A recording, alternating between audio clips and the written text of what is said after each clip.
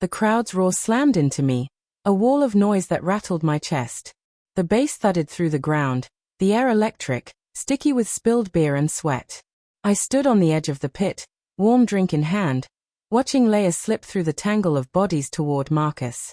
She laughed, sharp, bright, before grabbing his arm, her face lit up by flashing stage lights. And then, in one smooth, practiced motion, she climbed onto his shoulders. Her fingers curled into his hair for balance, her grin wide as the crowd howled their approval. "You're taller, way better than my boyfriend," she shouted over the music. The words cut through the chaos like a blade. My chest went hollow.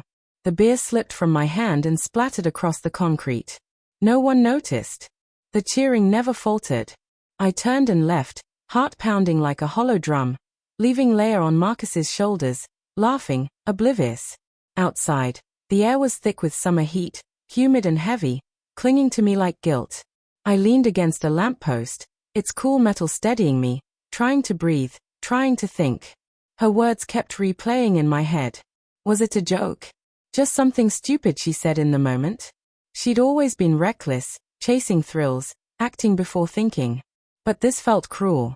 I thought about Marcus, the way his gaze lingered on her, the shared history they had that I could never touch. The late-night conversations I wasn't a part of.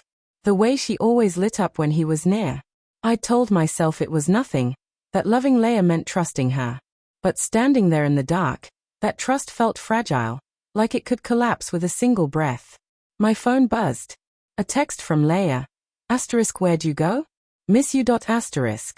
I stared at the screen, the words mocking me, light and casual against the weight pressing down on my chest.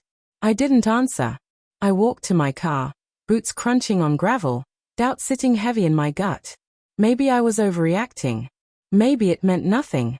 Maybe the music, the alcohol, the rush of the crowd had just taken her over. But the picture of her laughing on his shoulders burned in my mind, impossible to shake. I drove home in silence, no music, no words, just the low hum of the engine. At home, I sat on the couch, staring at the painting she'd made months ago, wild streaks of red and blue tangled together. It was beautiful, chaotic, just like her. Memories came creeping back. The time she texted Marcus late at night. The way she cancelled our trip because Marcus needed her. The smiles that seemed reserved only for him. I had told myself it was nothing. But now, the doubt gnawed at me, relentless. I didn't sleep. By morning, my phone was full of missed calls, unread messages. Babe, where are you? I'm sorry. Please talk to me. Each one was a twist of the knife. I wanted to forgive her, to believe that we were still what I thought we were. But her voice still echoed in my head. Way better.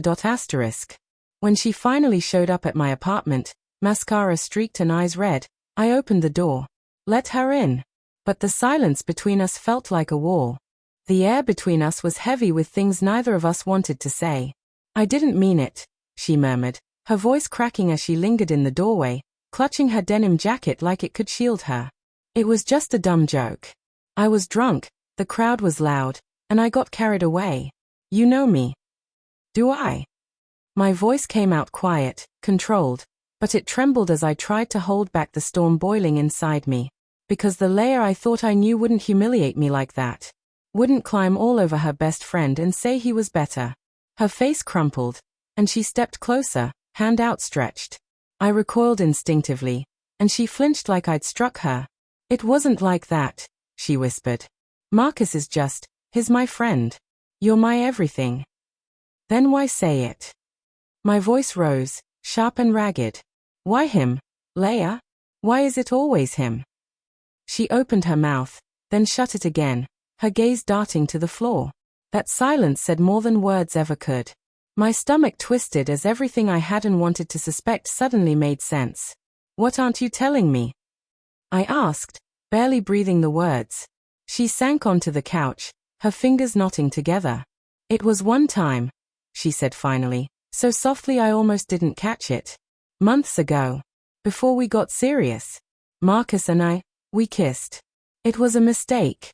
We swore it would never happen again. I didn't want to hurt you." The room went still. Too still. Her shallow breaths, the hum of the fridge, all of it felt too loud. A kiss, she said again. But it wasn't just a kiss. It was a crack running through everything we had built together. Why didn't you tell me? My voice broke. I was scared, she whispered, tears sliding down her cheeks. Scared you'd leave. Scared I'd lose you. I love you, Ethan. I swear I do. I wanted to scream, to smash something, to scrub the image of her and Marcus from my mind. But more than anything, I wanted to believe her.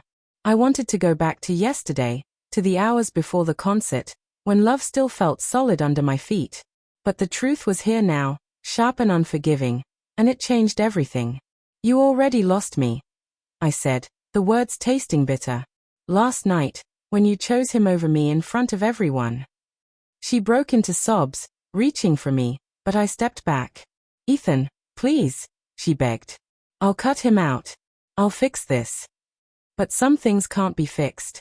And that's when it hit me, the truth I'd been running from for months. Leia loved the thrill, the drama, the chaos. Marcus gave her that. I never could. I wasn't enough for her. The realization didn't just hurt, it tore apart the version of myself I had built around her. My hand trembled as I opened the door. Go, I said, hollow. She stood, her sobs quieting to silence, and walked out. The door clicked shut, leaving me in the stillness.